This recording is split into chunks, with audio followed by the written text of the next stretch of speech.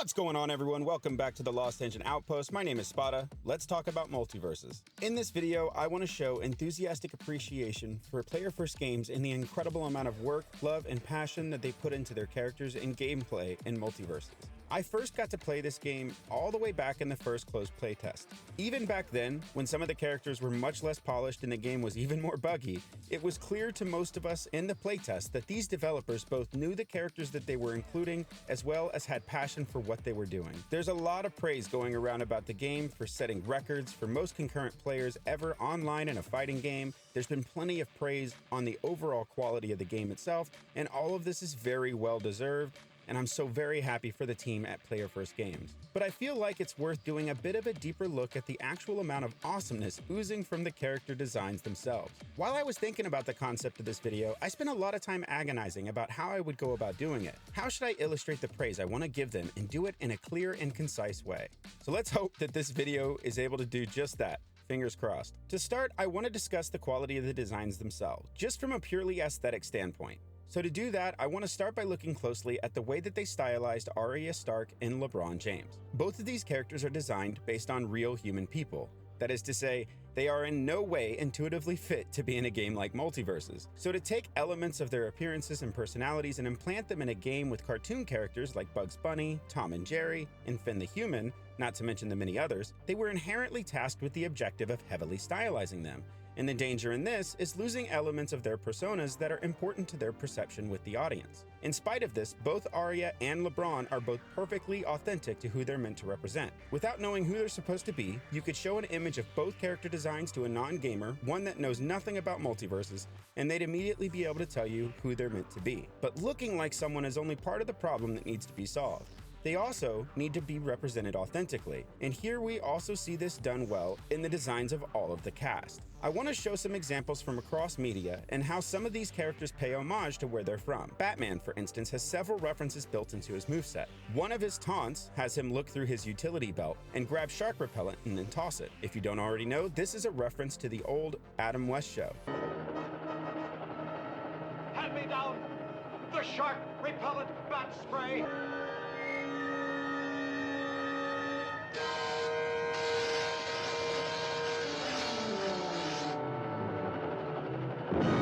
There are also some really cool ones, like the follow-up for his air forward attack. For just a moment, the entire model becomes cast in shadow, and he strikes a pose that is literally exactly like the cover to the much-beloved graphic novel, The Dark Knight Returns.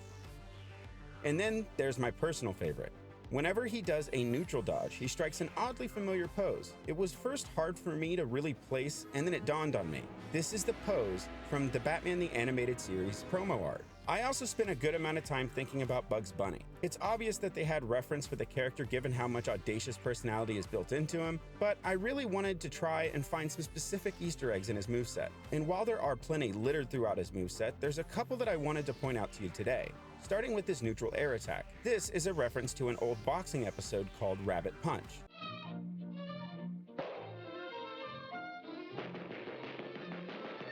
One of the weird ones that was getting to me with Bugs Bunny was his down special, where he digs a tunnel and can move laterally along the floor for a set period of time. The actual act itself is pretty obviously Bugs Bunny. It's something he's done often in many episodes, but it's when he comes out of the hole that was really bugging me. Why is he holding a briefcase?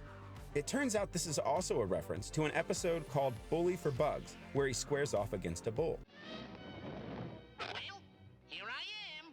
Then, looking back at Arya Stark, her moveset certainly clearly is inspired by Game of Thrones, which Arya is from, but I have a hard time finding direct reference to her attacks. However, her poses are very clearly referential, all of which make appearances throughout the show, but there are 3 poses that all seem to appear in one specific scene. Her default idle stance flips between 2 poses, one where she's ready to fight and the other where she holds Needle behind her back. If you don't know, Needle is the name of her sword. These are both poses that she takes during her fight with Brienne of Tarth. Her crouch pose pretty clearly seems to be a reference to the one point in the fight where Brienne actually knocks her off her feet and she kips back up into this exact pose. Now, the truth is I could go much deeper on all three of these characters and the references that are built into their movesets. Shit, I could do as much for basically every character on the roster, but we'd be here all day, and that's not really the point of this video. Really, I just wanted those references to make clear how much effort was put in to make sure that the characters felt authentic.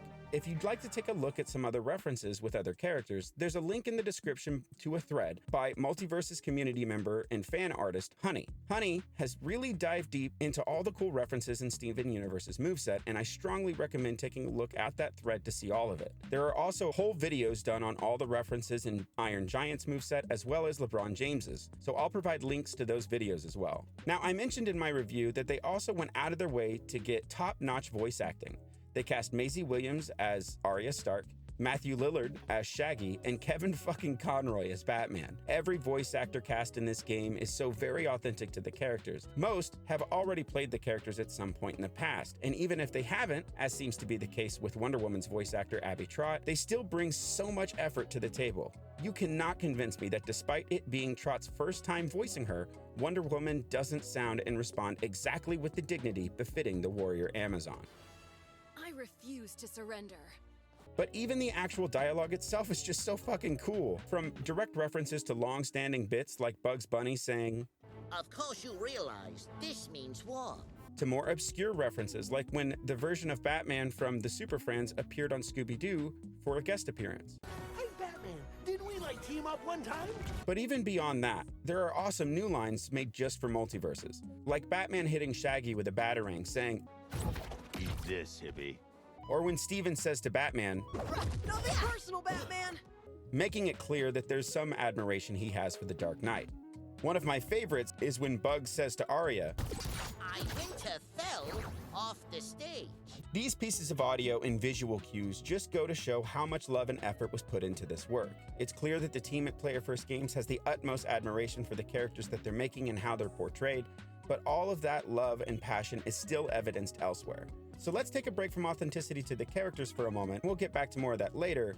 Instead, I'd like to focus on the flat-out skill the animation team at PFG has. Now, I was pretty sure that this was going on, but I'd never slowed the game down frame by frame to verify this until I was working on this video. But one of the coolest things about this game's style is that they're utilizing some old 2D animation techniques. The ones that are most obvious to me are the ones called squash and stretch and another one called smear frames. Okay, so before I get started in this section, just a fair warning. I'm a massive nerd for this stuff. Although I'm not a professional in the field, I admire the stuff immensely and have, just for fun, studied the techniques. So I might get a little bit in the weeds, but if you know this stuff already, feel free to check my understanding of it and let me know if I'm off base at all. But if you don't know any of this stuff, I'm certain you'll at least find this really interesting. As far as squash and stretch, I'd like to use someone that we haven't talked about much yet, and that's Finn the Human. Now, I want to use him as an example because Adventure Time is a show whose animation and art style doesn't really seem like it can work along the rest of this game, from the way the eyes and mouths look to the general anatomy of the characters. But they did an amazing job bringing both him and Jake into the fold of MultiVersus. But in order to do that, I believe that they realized they needed to make sure that the animation of the game was capable of providing the same feel as the animation from the hand-drawn cartoons that inspired so much of this cast. So, looking at some examples from Finn, this is his neutral air. Now, you might not be able to see it when it's playing at normal gameplay speed, but when you step through this at much slower speeds, you'll notice that his leg stretches and his foot grows larger. Now, this isn't to say that he's got elongated man's ability to stretch his limbs, or even Jake's for that matter. This is just squash and stretch in action. You'll notice that his foot very quickly goes back to its original scale. The whole point of this technique in 2D animation was to help elevate the motion of the animation that you were trying to portray. You can see squash in action in circumstances like his windup for his up special, where airborne you can see his legs shrink at slow motion. If you look closely, you can see that his whole body has been squished lengthwise this way. This is done so that when he goes into his actual spin, it feels like it has more velocity than it otherwise would. Then let's talk about smear frames. This is another old technique that was used in order to minimize the workload on animators. Since old TVs run at about 24 frames per second, whenever artists originally animated, they were doing 24 drawings per every second of animation.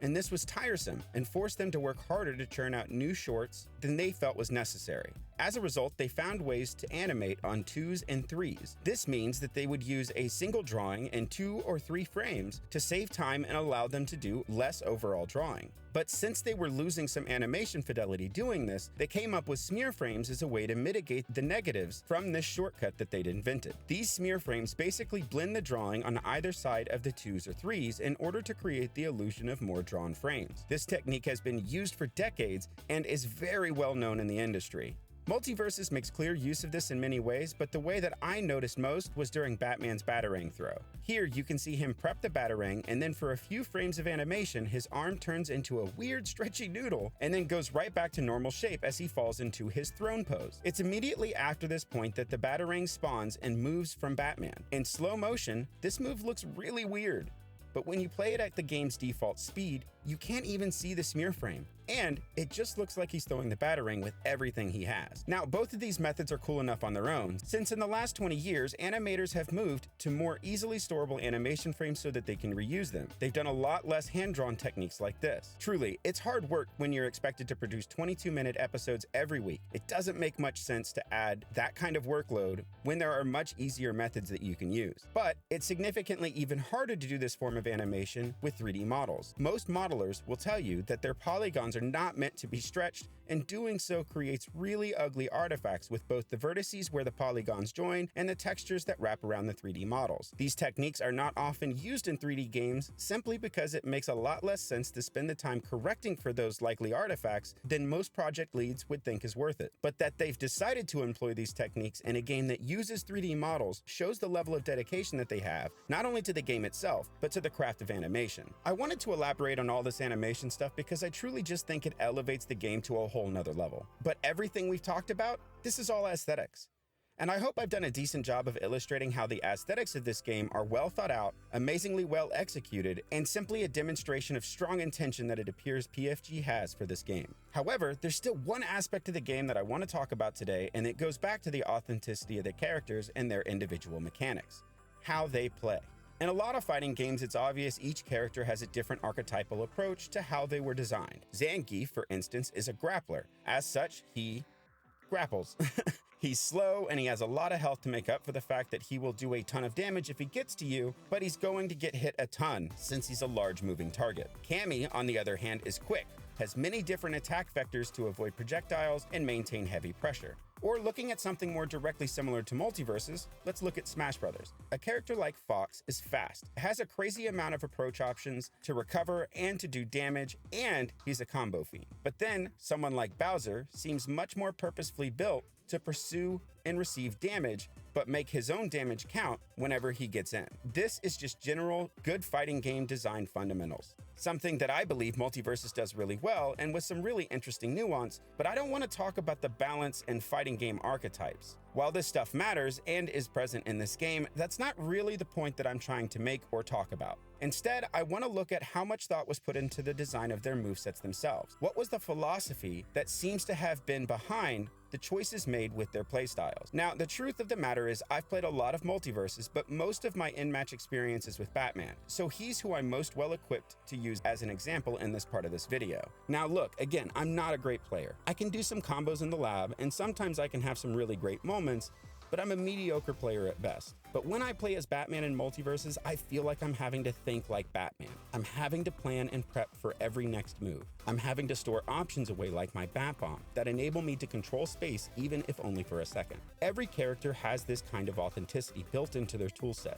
To win with Arya in teams, you must be sneaky. Allow your teammate to soak up damage, but stay close to them to keep their damage buffed and back them up. And, if you're lucky, sneak in for a quick kill. To win with Bugs Bunny, you have to use your zaniness to your advantage. Throw your opponent off by throwing out the safe while they forget that the rocket is coming back down on the other side of the stage. To be a good partner as Steven Universe, you must constantly be aware of your teammate and know when they need your help from your shield. Know when they could use a little bit of extra health and even an extra wall to combo off of. Wonder Woman needs to be keeping her teammate shielded. Tom needs Jerry at his side despite the fact that he's actively trying to kill him. LeBron needs to be aware of his teammate's situation and keep them equipped with a ball to enable a quick alley-oop when the time comes, or even just to give them a little extra offensive pressure. When I play MultiVersus, it doesn't matter what character I'm using. If I won, I always felt like I won by playing the match the way the character I'm piloting would have had to find success. And that's the magic of MultiVersus. Even if I'm just playing a game, the masterful work that was done to keep the characters authentic to themselves makes the game feel like you're participating in its world and with its characters the way they're meant to be enjoyed. It's captivating and intoxicating. A lot of games have a lot of love poured into them. All games are made by teams of developers that got into the job to create art that would be enjoyed by others. But it's easy to forget that often decisions have to be made to minimize cost and maximize profits. This is an inherent necessary evil in the system in which we live. But player-first games, when provided these kinds of circumstances, the ones that all companies in game development face at one point or another, have gone the extra mile. From the way the characters look, to the way that they move and sound, and even in the way they feel to play. Every character in this game feels like they were meticulously crafted regardless of the consequences. Every frame of animation was scoured over, every element of their design was obsessed over. MultiVersus is a great game in its own right. It's a unique platform fighter with the sensibilities of a classic anime fighting game. On those merits alone, it's worth playing. But the actual philosophy behind the way they design their characters is quite frankly remarkable. No one would have questioned why if they hadn't put this much work in, but they did it regardless. And to people like me, people that care about these characters and enjoy playing games that feature them, it means everything. So to Player-First Games, thank you. Not just for making an awesome game, but for caring enough to make the game so captivating. For being willing to go the extra mile. All right, that's it. That's all I had. I'm sure there are ways to dive deeper, and I'm sure there will be someone at some point with much more knowledge and skill that will approach this topic, but I wanted to share my own take. I hope you guys enjoyed this. Until next time, later.